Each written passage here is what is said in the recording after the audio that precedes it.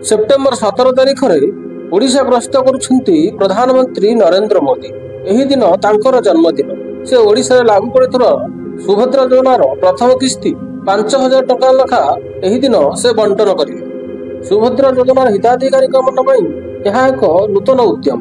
एही योजनार लक्षाधिकारी आर्थिक साहाय्य जोगाई देवार लक्ष्य प्रधानमंत्री मोदी लक्ष्य रखिछंती। एबे यह परीक्षामूलक भावे एक भेरिफिकेशन हिताधिकारी अकाउंट को 1 टंका लेखा पठा जायछि, जहार घोषणा उपमुख्यमंत्री प्रभाती परिड़ा करथिले। एक सचेतन शोभायात्रा।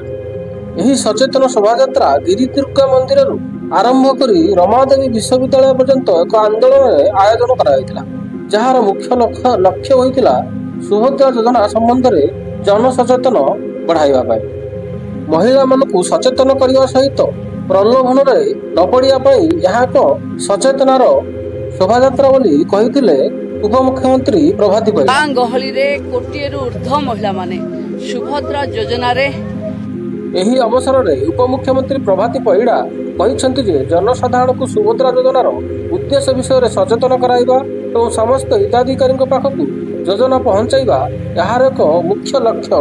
से मध्य जणाइछंति जे जो माने वर्तमान सुधा पंजीकरण करिनांती सेमानकु किछि भय करिवार आवश्यकता नाही। सबु हिताधिकारी अकाउंट को टंका पठाजियो बोली कहिसेंति श्रीमती परिड़ा। सुभद्रा योजनार लक्ष्य होउची महिला मानक आर्थिक सुरक्षा। एपर्यंत 60 लाख महिला एही योजना रे पंजीकरण करिथिवार सूचना मिलिछि।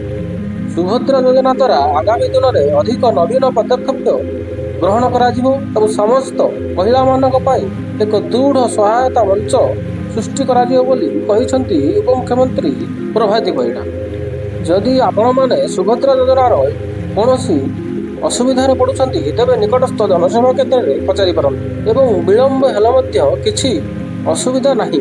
आपण 17 तारिख पर मध्य यही सुभद्रा योजनार लाभ उठाई पारिबे।